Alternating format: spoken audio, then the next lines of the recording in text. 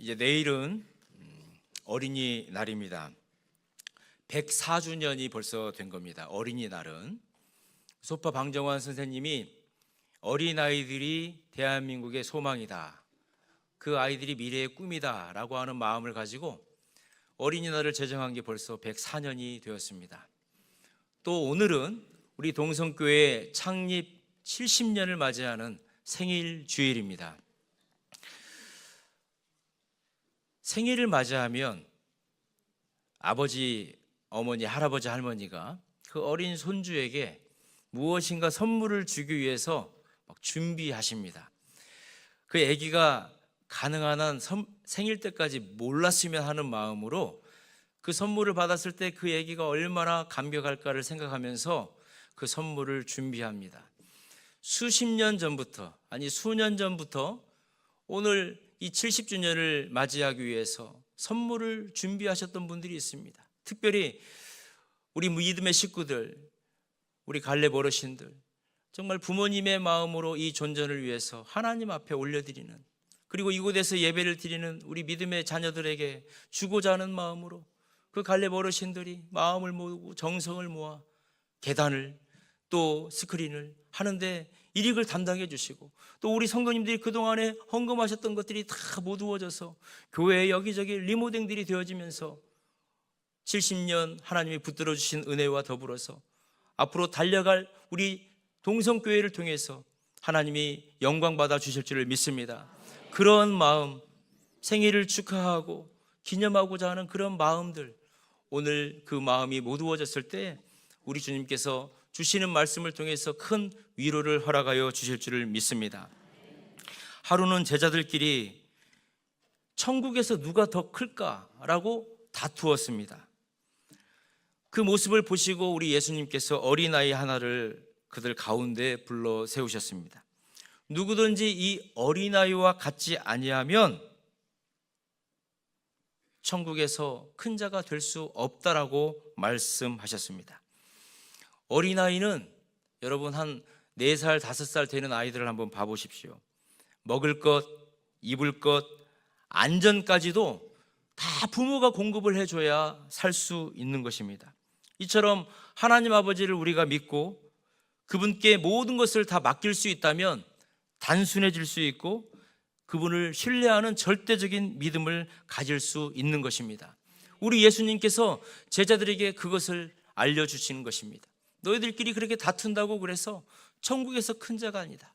내가 알려주는 율법과 말씀과 은혜와 하나님이 무엇을 우리가 하며 살기를 원하시는지를 늘 깨달아 살아가는 것, 그것이 어린아이와 같은 것이다 말씀하여 주셨습니다. 오늘 우리 동성교회가 창립 70주년 생일 주일입니다. 태어났기 때문에 역사가 시작된 것입니다. 지금까지 인도해 주신 하나님의 은혜를 기억하면서 어린아이처럼 하나님께 모든 것을 맡길 수 있는 단순함과 절대적인 믿음으로 우리 교회를 세워나가는 저와 여러분 되시기를 축원합니다. 교회란 무엇입니까? 우리는 교회를 다니고 있습니다. 또 아직 교회에 안 나오는 사람들에게 우리가 설득도 하고 전도도 합니다. 교회에 나오셔야 됩니다. 그런데 교회가 무엇입니까? 바울 사도는 로마의 감옥에 갇혀 있으면서 편지 하나를 쓰는데 옥중서신입니다. 그것이 오늘 저희가 읽었던 예배소서입니다. 이 예배소서는 예수님 오신 후 62년쯤 되었을 때에 바울 사도가 기록을 했는데, 이때 당시에는 로마가 세계의 강력한 권력을 가지고 있어서 로마의 영광이 온 천하에 있었던 때였습니다. 바울 사도는 지금 이 세대에 있어야 되는 것은 로마의 영광을 넘어서 예수 그리스도의 영광, 곧 교회의 영광이 있어야 된다라고 하는 마음으로 이 예배소서를 기록하고 있는 것입니다. 당시의 예배소서는 소아시아 중심의 굉장히 유명한 도시였습니다. 바울은 이 예배소에서 약 3년 동안 머물면서 복음을 전했습니다. 특별히 우리가 잘 알고 있는 두란노 서원 많이 들어보셨을 것입니다. 그런데 실제로는 티란누스라고 하는 그 당대의 유명한 철학자가 그곳에서 강연을 하고 학생들을 가르쳤던 곳이었는데, 거기에 방 한 칸을 빌려가지고, 티란노스의 방 한 칸을 빌려가지고 그곳에서 바울 사도가 한 2년 반 정도 예수 그리스도께서 누구신지, 예수님이 왜 십자가에서 죽으셔야 했는지, 부활하신 예수님께서 지금 하나님의 나라에서 우리를 위해서 중보하고 계신다라고 하는, 그리고 그 예수님이 다시 오신다라고 하는 것을 그 티란노스의 그 서원에서 열심히 복음을 가르쳤던 곳입니다. 그만큼 에베소에서는 그 바울의 열정과 애정이 있었습니다. 교회를 온전히 세우고자 하는 그 마음이 있었던 것입니다. 바울은 그 에베소 교회를 향하여서 교회는 어떤 교회가 되어야 될 것인가, 오늘 본문을 통해서 세 가지를 알려주고 있습니다. 첫 번째로, 교회는 하나님의 백성이라는 것입니다. 오늘 본문 19절을 보면 시민이라고 하는 표현이 있고, 교회는 하나님의 나라의 시민이라는 것입니다. 교회는 단순히 우리의 눈에 보여지는 건물, 어떤 조직을 넘어서 예수 그리스도를 나의 주님으로 고백하는 공동체입니다. 이들은 성령을 통해서 하나님과 연합이 되어지고, 그 결과 이 세상의 시민권으로 살아가는 것이 아니라 하나님 나라의 시민권을 부여받게 되는 것입니다. 따라서 교회는 이 땅에 존재하는 곳이지만 실질적으로는 그 근본의 소속은 하나님께 소속되어져 있는 곳입니다. 그래서 우리는 교회는 다니고 있지만 우리가 소속되어져 있는 것은 하나님이시고, 우리는 하나님께만 충성해야 되는 존재인 것입니다. 우리나라에 많은 나라의 대사관들이 있습니다. 여러 나라의 대사관들이 우리나라에 있는데, 신기하게 우리나라에 그 대사관이 있지만 그 대사관은요, 그 나라 소속이에요. 이것을 우리가 생각할 때에 교회는 이 땅에 있지만 그 교회의 소속은 하나님의 나라고 하나님의 법이 통치하는 곳이다라고 하는 것을 우리는 항상 기억해야 되는 것입니다. 하나님은 하나님 나라의 왕이시고 그 왕국을 통치하시기 때문에 그렇습니다. 우리 예수님이 공생의 생활을 시작하시면서 천국 복음을 가르쳐 주셨습니다. 천국은 이런 곳이야, 천국은 이런 곳이야, 천국은 이런 곳이야.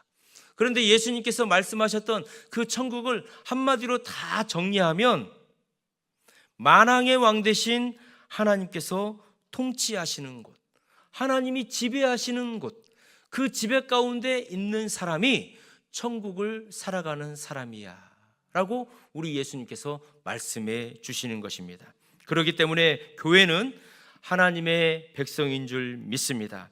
하나님 나라의 시민이 되는 것이고 하나님 왕국의 백성이 되는 것이 교회입니다. 베드로전서 2장 9절 말씀을 우리 한 목소리로 같이 한번 읽겠습니다. 시작. 왕 같은 제사장들이요 거룩한 나라요 그의 소유된 백성이니 이는 너희를 어두운 데서 불러내어 그의 기이한 빛에 들어가게 하신 이의 아름다운 덕을 선포하게 하려 하심이라. 아멘. 그러면서 10절 같이 한번 읽겠습니다. 시작. 너희가 전에는 백성이 아니더니 이제는 하나님의 백성이요 전에는 국류를 얻지 못하더니 이제는 국류를 얻은 자니라. 아멘. 우리는 이 땅에 태어나면서 대한민국 사람으로서 주민등록증이 자연스럽게 생깁니다. 그래서 그 주민등록증이 있고 주민번호가 있으면 이 땅을 사는데 어려움을 당치 않습니다.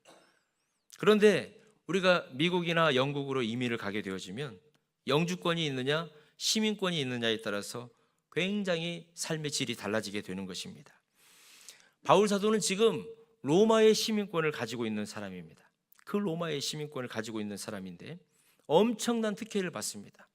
이 로마의 시민권이 있었기 때문에 감옥에 잡혀 들어가더라도 나올 수가 있는 것입니다. 로마에 가가지고 재판을 받을 수 있는 그러한 법적인 혜택을 누릴 수가 있었습니다. 왜요? 그 로마의 시민권을 가지고 있었기 때문에 그렇습니다. 우리가 예수님을 믿고 구원받은 순간 저와 여러분은 하나님 나라의 시민권을 얻게 된 줄 믿습니다. 빌립보서 3장 20절 말씀 같이 읽습니다. 그러나 우리의 시민권은 하늘에 있는지라 거기로부터 구원하는 자 곧 주 예수 그리스도를 기다리노니. 아멘. 이스라엘 백성이 400년 동안 애굽의 종노릇을 했습니다. 여러분, 종살이를 한번 생각해 보십시오. 자유가 없습니다. 내가 하고 싶은 것도 할 수가 없습니다. 모든 것들을 제약받아야 됩니다. 하고 싶은 일도 허락받아야 되고요, 해야 되는 일인데도 주인이 허락을 하지 않으면 하지 못하는 거예요. 아무리 능력이 있어도 제한시켜 버리기 때문에 자신의 생각, 뜻, 의지를 이룰 수 없는 것이 종의 신분입니다. 하나님께서는 모세를 통해서 이스라엘 백성을 출애굽을 시켜주셨습니다.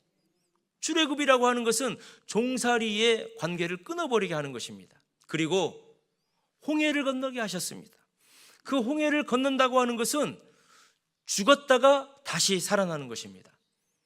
우리가 일정한 나이가 되어지고 신앙을 고백하면 세례의식을 하지 않습니까? 그런데 원래는 침례입니다. 침례. 강에 가가지고 그 사람을 물속에다 집어 넣어버리는 거예요. 너의 육신은 이제 죽었다. 그러나 예수 그리스도를 통해서 새로운 삶을 얻었다는 겁니다. 스데반은 이 홍해를 건넌 사건을 세례받는 사건이다라고 얘기합니다. 이스라엘 백성이 모두가 다 죽었지만 그 홍해를 건너므로 인해서 하나님께 구원을 받았다는 것입니다. 하나님께서는 이스라엘 백성을 시내산으로 인도하셨습니다. 그 시내산에서 하나님께서는 이스라엘 백성에게 무엇을 주셨습니까? 모세를 통해서 십계명을 주시고 율례를 주시고 법도를 주셨습니다. 이것은 무엇입니까? 내가 너희들을 통치하고 너희들의 왕이 되겠다. 너희들은 신정국가가 되는 거야. 이제 내가 너희들을 다스리고 너희들은 나의 백성이 되는 거야. 이것은 언약의 관계가 맺어지는 거야. 하나님께서는 이스라엘 백성을 그렇게 자신의 자녀로, 백성으로 삼으신 것입니다. 제가 어릴 때 가장 행복했던 기억을 생각해 보았습니다. 나는 언제 가장 행복했을까? 부모님의 말씀을 명령이 아니고 자연스러운 나의 생각처럼 받아들였을 때에, 부모님이 이거 해라고 했을 때 내 마음속에 불평 없이 그것을 하고, 부모님이 가르쳐 주었을 때 그것이 나에게 얼마나 귀한 것인지를 알고 내가 그대로 받아들였을 때, 그대로 살았을 때에 선물을 주셨고 인정해 주셨고 칭찬해 주셨고 껴안아 주셨던 그 생각을 하면서 내 인생에 가장 행복했을 때에는 아버지 어머니의 말씀을 100% 순종할 때였구나 라고 하는 생각을 해보았습니다. 대한민국 백성은 대한민국 법을 준수하며 살아야 하는 것입니다. 미국 사람은 미국 법을 지키는 것입니다. 마찬가지로 저와 여러분이 하나님의 자녀입니다, 하나님의 통치를 받습니다 라고 고백을 한다면 어느 분의 법과 어느 분의 통치를 우리가 받아야 되겠습니까? 하나님의 백성이 되면서 자기 마음대로 살 수 없는 것입니다. 하나님의 나라의 법은 성경입니다. 하나님의 백성이 성경대로 살면 거리낌이 없는 것입니다. 그대로 살면 상을 받는 것이고 칭찬을 받는 것이고 최고로 행복하게 되는 줄 믿습니다. 이 은혜가 저와 여러분에게 회복되기를 원합니다. 두 번째로, 교회는 하나님의 가족이라는 것입니다. 19절 말씀을 보면 하나님의 권속이다라고 하는 표현이 있습니다. 하나님의 권속. 하나님 아버지께서 우리의 아버지가 되어주신다는 거예요. 하나님이 우리의 아버지가 되어주시면 나머지는 다 무엇입니까? 권속이라고 하는 것입니다. 형제요 자매라고 하는 것입니다. 어떻게 우리가 하나님의 권속이 될 수 있는가? 그것은 예수 그리스도를 통한 양자의 영을 받을 때 가능하게 되는 것입니다. 성경은 우리가 본래 죄로부터 죽을 수밖에 없는 존재예요, 하나님과 분리된 존재임을 말하여 주고 있습니다. 왜입니까? 아담과 하와가 죄를 지음으로 말미암아 죽음이 들어왔기 때문에 그렇습니다. 예수 그리스도의 십자가의 대속의 사건은 하나님과 나와 단절되어 있었던 것을 연결시켜주는 은혜가 있는 것입니다.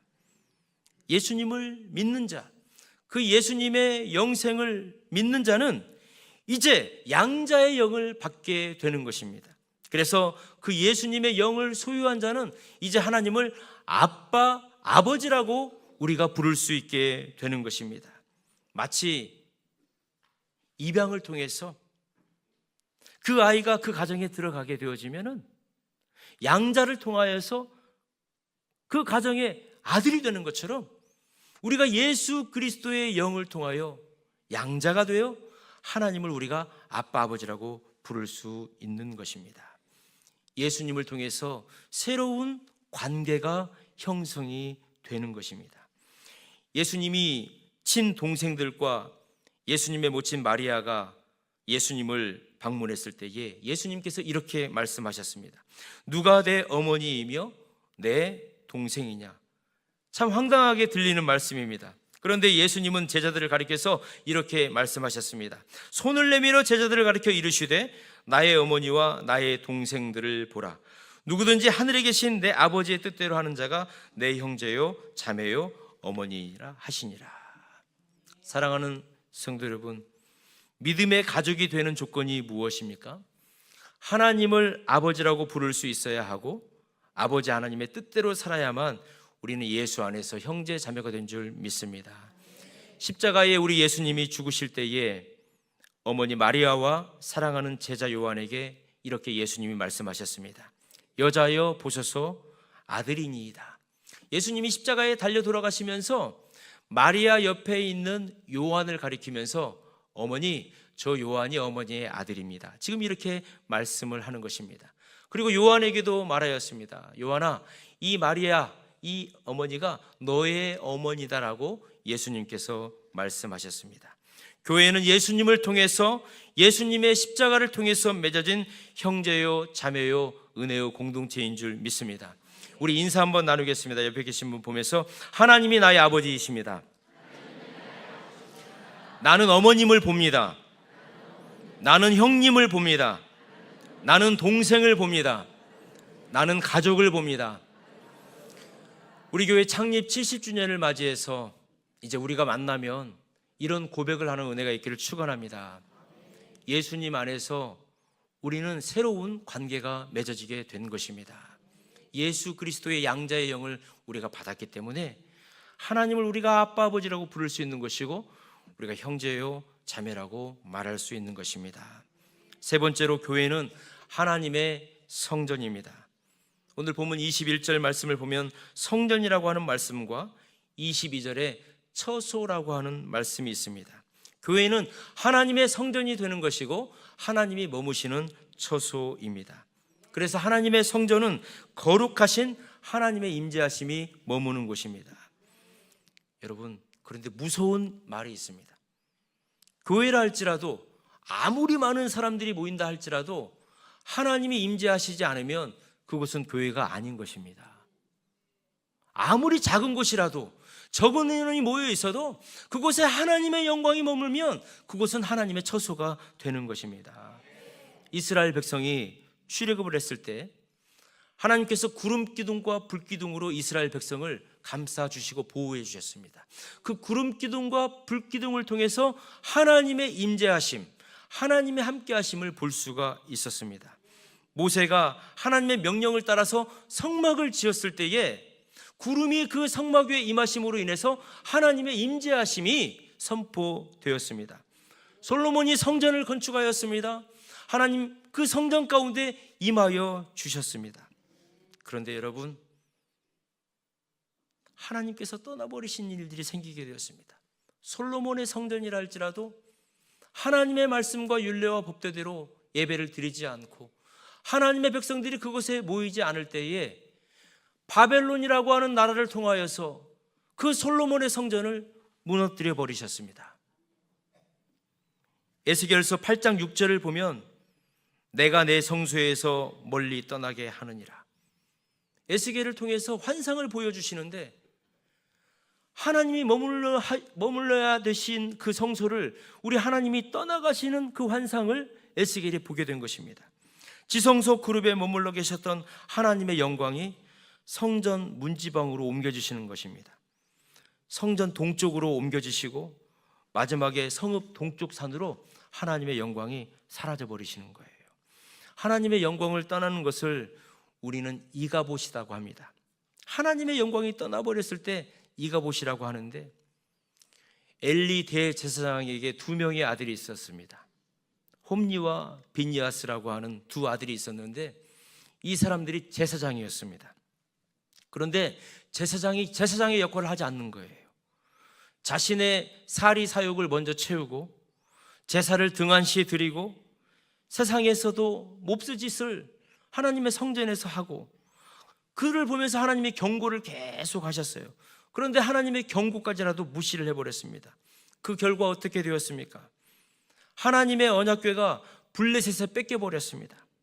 홈리와 비니아스는 전사를 하게 되었고, 엘리 대제사장은 그 소식을 듣고 거꾸로져 죽게 되었습니다. 엘리 집안에 하나님의 영광이 떠나버린 것입니다.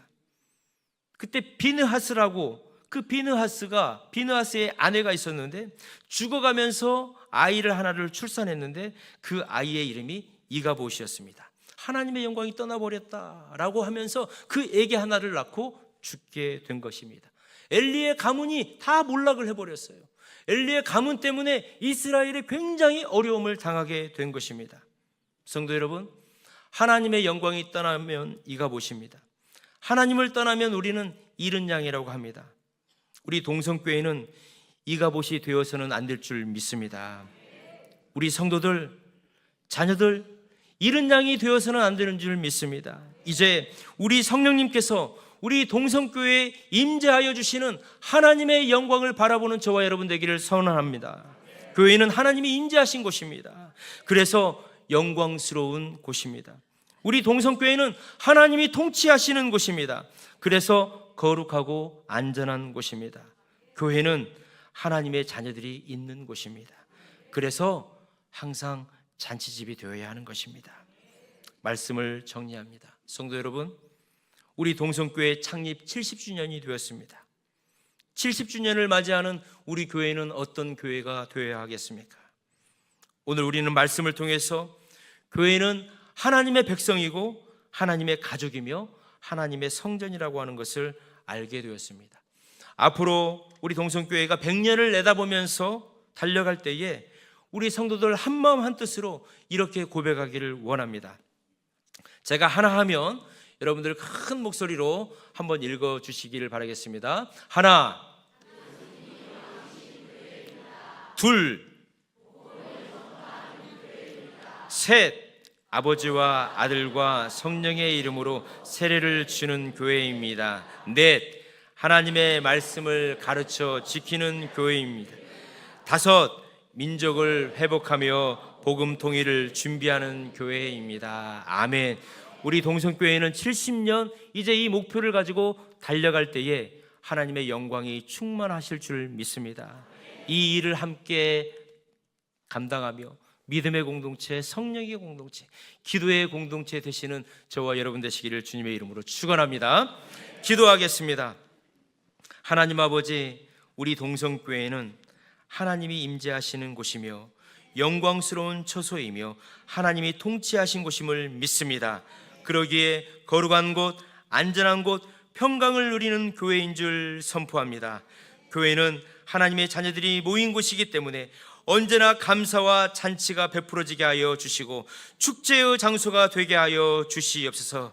예수님만이 왕이 되어 주시고 복음을 전파하는 교회, 우리 민족을 회복하며 복음 통일을 준비하는 동성교회가 될 줄 믿사오며 예수님 거룩하신 이름으로 기도드립니다. 아멘.